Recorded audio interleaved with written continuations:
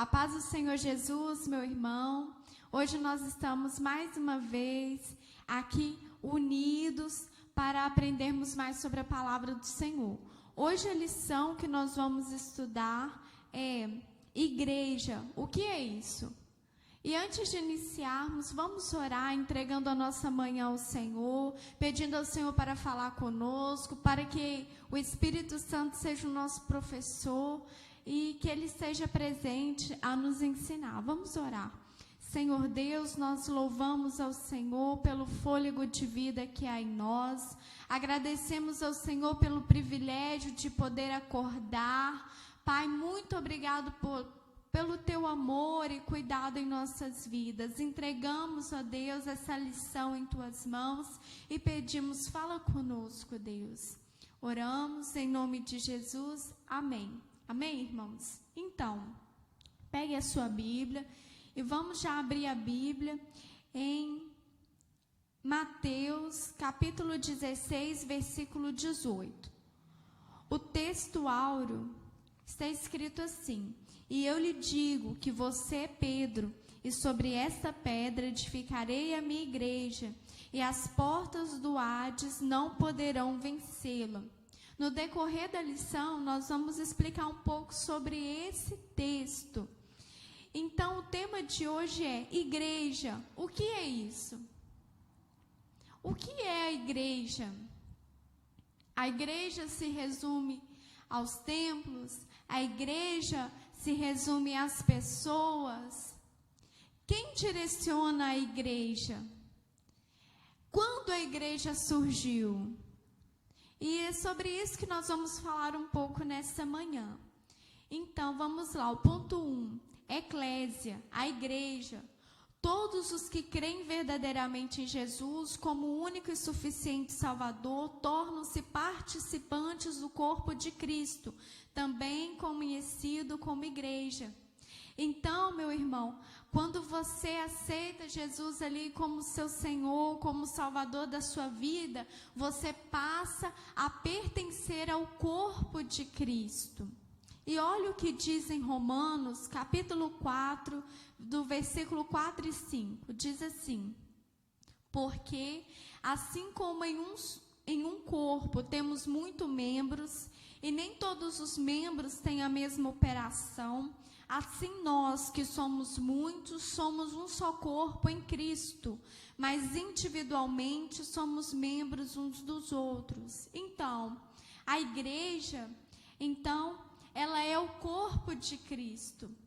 Nós pertencemos ao corpo de Cristo. E o cabeça desse corpo é Jesus, aquele que direciona, que guia a igreja. É Jesus, Ele é o fundamento da igreja. E nós somos os membros desse corpo. E se você parar para pensar, o corpo, no nosso corpo, cada membro ali, ele desempenha uma função. E cada função do corpo é muito importante. Certa vez eu vi uma reportagem e que falava o seguinte: o dedo mindinho do pé. Às vezes nós achamos que aquele dedinho ali, ele não serve para nada. Apenas para tropeçar e bater na porta, né, e sentir dor. Mas não. Aquele dedinho ali que a gente pensa que não tem serventia nenhuma, ele é fundamental para o equilíbrio do corpo. Então é assim, nós na igreja, no corpo de Cristo, todos somos importantes e todos desempenhamos funções. E se você ler em Romanos 12, você vai ver que o Senhor, nosso Deus, Ele distribui os dons ali da maneira que Ele deseja para o corpo de Cristo, para o bom funcionamento do corpo. Então, o que é a igreja? A igreja, ela é o corpo de Cristo. E nesse corpo, quem direciona é o cabeça, que é o próprio Cristo. E eu sempre uso a expressão do seguinte: por que é importante você estar no corpo, em comunhão com o corpo de Cristo? Porque quando o membro ele está fora do corpo, ele é uma amputação, e na amputação não existe vida. É a mesma coisa de eu pegar esse dedinho e amputá-lo. o dedinho fora do meu corpo, ele não tem serventia, ele está morto, ele está sem vida. Mas o dedinho no meu corpo, ele tem função, ele tem serventia. Por isso que é importante você estar ligado no corpo, em comunhão com os irmãos, porque o corpo recebe vida.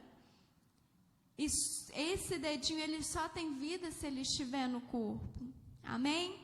E o termo igreja tem origem no vocábulo grego, que é eclésia, que significa chamados para fora. Olha que interessante. Nós, igreja, fomos chamados para fora. E hoje existe uma inversão de valores. A verdade é que é mais fácil para nós ficarmos na nossa zona de conforto. É bom apenas vir aos cultos e ser alimentados. Isso é maravilhoso. Mas a igreja é aqueles que são chamados para fora. O alimento que nós recebemos, nós temos que levar. A Bíblia fala em Mateus o quê? Que nós somos o sal da terra e a luz do mundo. A igreja, ela tem um chamado que é temperar esse mundo que é mau, é levar a luz de Jesus aonde as trevas reinam. E para isso nós temos que ir, nós temos que pregar, nós temos que abrir a nossa boca e falar de Jesus com amor, convidar as pessoas para participar do corpo, porque esse corpo sempre cabe mais um, certo, irmãos? A firmeza de Cristo, vamos dar continuidade. Jesus, ele edificou a igreja sobre si mesmo, isto é, ele proveu todas as condições para o surgimento dela. O Cristo veio para salvar, libertar, curar, regenerar a humanidade. Então, quem fundamenta a igreja? A igreja se baseia em quem? A igreja se baseia em Jesus. Jesus é o fundamento da igreja. Quando você vai fazer uma grande construção, você coloca ali, você faz um bom fundamento. Por quê? Para depois aquela construção não ruir, não vir a ruína. E assim, Cristo é o fundamento, Cristo é a pedra principal da igreja. E é esse versículo que nós lemos no texto áureo, Mateus 16, 18, que é: pois também eu te digo que tu és Pedro, e sobre esta pedra edificarei a minha igreja, e as portas do inferno não prevalecerão contra ela. Se você pega Pedro, significa pequenos fragmentos de pedra, pequena pedra. E aqui algumas pessoas confundem e acham que Jesus estava se referindo a Pedro, nesse contexto aqui, mas não. Jesus estava dizendo muito mais. Nesse versículo, Jesus está dizendo o seguinte: olha, Pedro, você é um pequeno fragmento de pedra, mas sobre esta pedra, Ele mesmo, Jesus, eu edificarei a minha igreja, e contra essa igreja as portas do inferno não vão prevalecer. Ali, Jesus referia a Pedro como um pequeno fragmento de pedra, como Petros, e referiu a si mesmo como Petra, que é o que? Como uma grande pedra, isso no texto original. E se você vê em Atos 4:12 diz: ele é a pedra que foi rejeitada por vós, os edificadores, a qual foi posta por cabeça de esquina, e em nenhum outra salvação, porque também debaixo do céu nenhum outro nome há, dado entre os homens, pelo qual devamos ser salvos. Essa pedra aqui está se referindo a Jesus. Ela foi posta por cabeça de esquina, ou seja, é a pedra que dá sustentação para toda edificação. Jesus, ele foi o que? Rejeitado por muitos, mas ele é a pedra, ele é o fundamento da igreja. Quando uma igreja deixa de olhar para Jesus, a igreja ela perde a visão, a igreja ela perde a direção. porque não existe outro fundamento.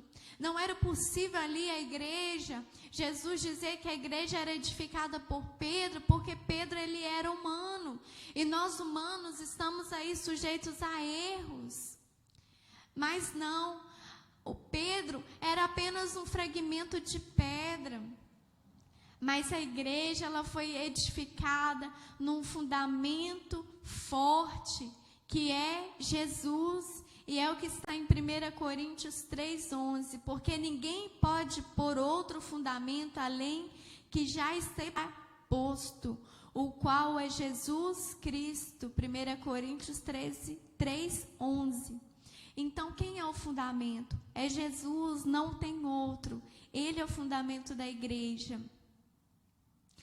E vamos dar continuidade à comunhão da igreja. Quando a igreja surgiu? Se você pega a sua Bíblia, em Atos ali, você vê o início da igreja primitiva. E é interessante que quando a gente lê, você vê ali a vida daquela igreja, como funcionava. Em Atos 2,46 diz, e perseverando unânimes todos os dias no templo, e partindo o pão em casa, comiam juntos com alegria e singeleza de coração. Então nós vemos que na igreja primitiva, ali eles tinham comunhão, eles tinham prazer em estar juntos, prazer em partir o pão. E isso é maravilhoso. E Atos capítulo 8, a partir dali, vem a primeira perseguição da igreja, que é quando Estevão ele é apedrejado. E a partir dali vem uma forte perseguição. E a igreja, então, o que eles têm que fazer? Aquele povo ali, ele tem que se espalhar por causa da perseguição, porque senão muitos iriam morrer. E com isso acontece a expansão do evangelho. O evangelho ele chega onde ele nunca tinha chegado, porque as pessoas se dispersaram. E embora ali distante geograficamente, o corpo de Cristo permanecia unido pela mesma fé, pelo mesmo batismo e pelo mesmo Deus. Então, mesmo ali aquele povo tendo sido disperso, eles estavam unidos na mesma fé, unidos no mesmo propósito, no mesmo batismo, porque Cristo era o cabeça daquele povo. A revitalização amorosa.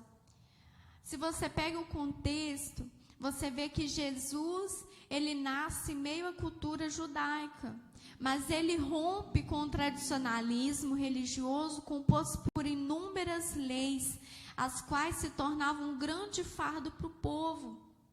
Jesus nasce ali naquele contexto, em meio à cultura judaica. E a Bíblia fala que Jesus, ele não veio revogar as leis de Moisés, mas que ele veio cumprir. E o mestre, ele resume as leis mosaicas, incluindo ali os 10 mandamentos, em 2 grandes mandamentos, que é amar a Deus de todo o coração, de toda a alma e de todo entendimento, e ao próximo como a si mesmo. Mateus 22. Então, Jesus ensina que o amor a Deus, o amor ao próximo era muito importante.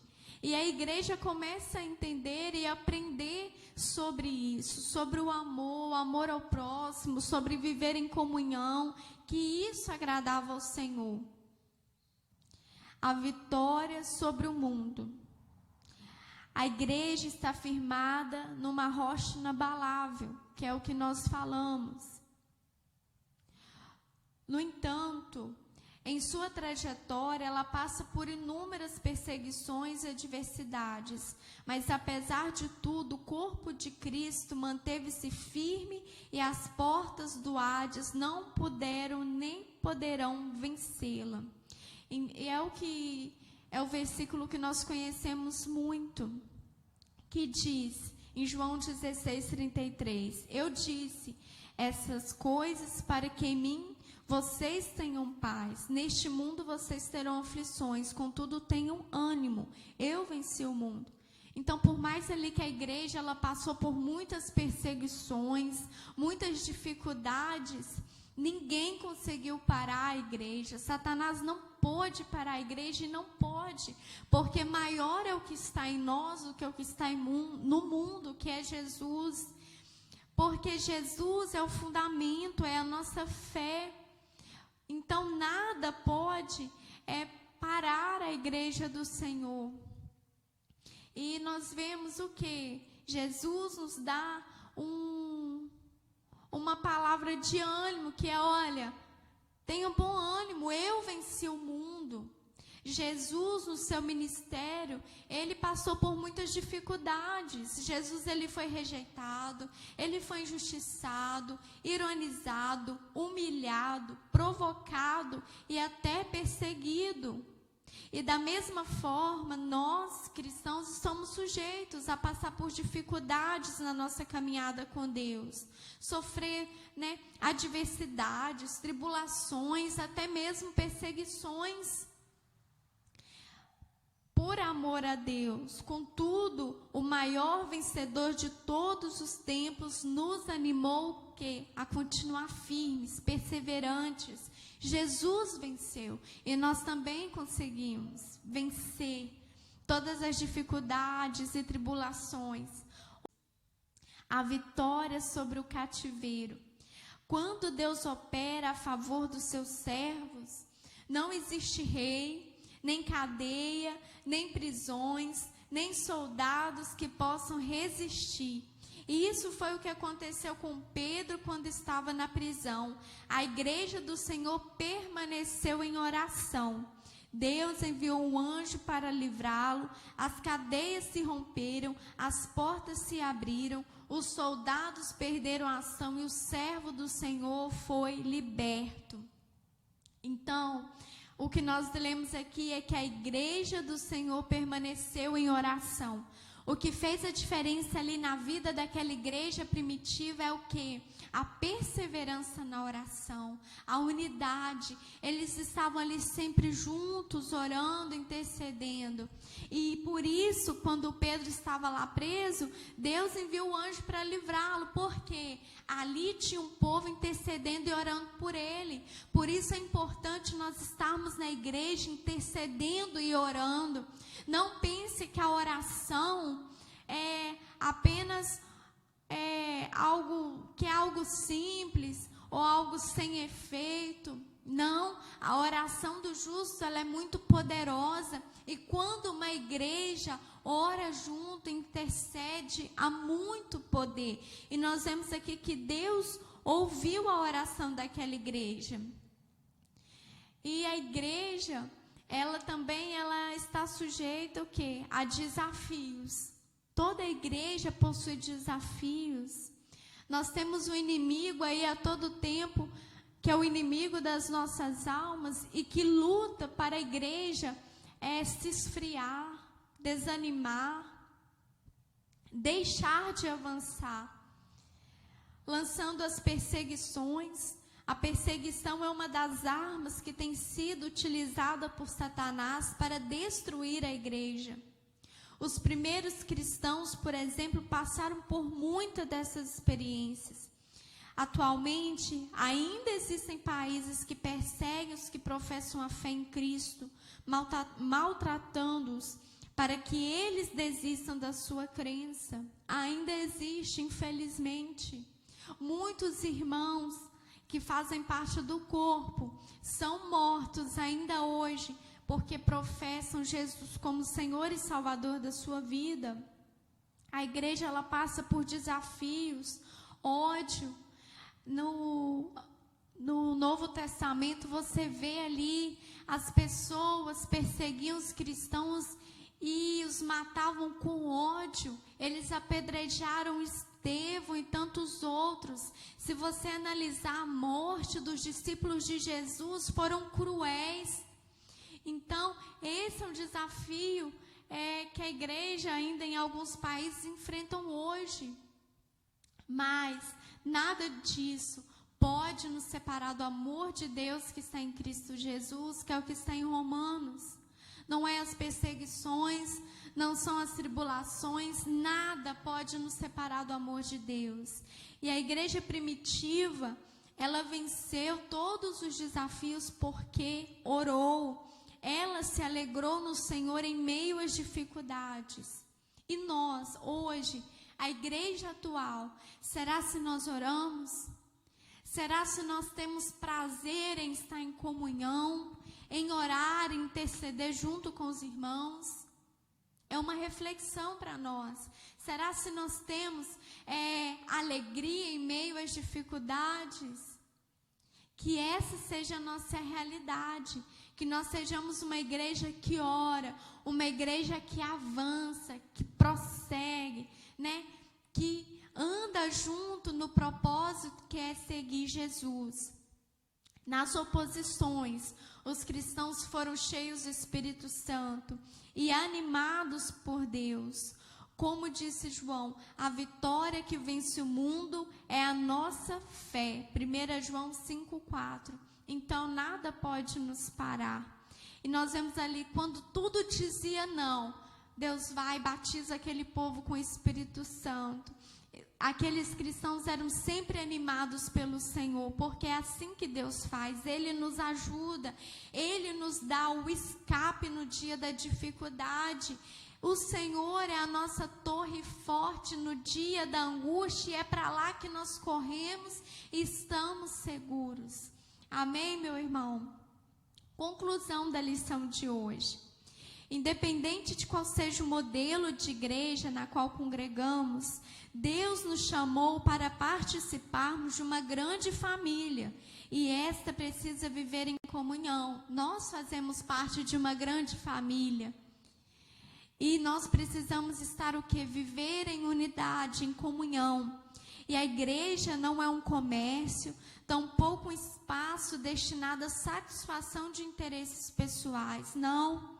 Nós fazemos parte de uma comunidade que foi chamada para cuidar dos interesses de Cristo. Portanto, temos muito trabalho a fazer. Jesus disse que a colheita é grande, mas os trabalhadores são poucos. A igreja primitiva venceu porque orou. Ela se alegrou no Senhor em meio às dificuldades. Por isso, não devemos desistir. Precisamos buscar o fortalecimento no Senhor para enfrentar as dificuldades e superar as lutas diárias. O Senhor é conosco. Ele é fiel para cumprir o que prometeu. Apenas acredite nisso. Então, permaneça firme. Seja fiel ao Senhor em todo o tempo, porque Ele é conosco, que a vitória já é nossa, pelo sangue de Jesus. Amém, meu irmão? Vamos orar agradecendo a Deus por essa lição e pelo privilégio de aprender mais sobre Ele. Se você tiver alguma dúvida sobre a igreja e quiser aprofundar nesse assunto, você pode deixar suas dúvidas aí no YouTube da igreja, ou pode também nos procurar. Vamos orar. Senhor Deus, nós te agradecemos por essa lição, agradecemos, ó Deus, pelo teu sacrifício ali na cruz. Muito obrigado, Jesus, pelo amor do Senhor em nossas vidas. Senhor, nós te agradecemos e rendemos graças ao Senhor, porque o Senhor é bom. Assim como a igreja primitiva tinha prazer em estar em comunhão e em oração, que nós possamos ter esse mesmo prazer, meu Pai. Ensina-nos a viver da maneira que te agrada e a te servir da melhor forma, meu Pai. Eu oro em nome de Jesus. Amém. Até domingo.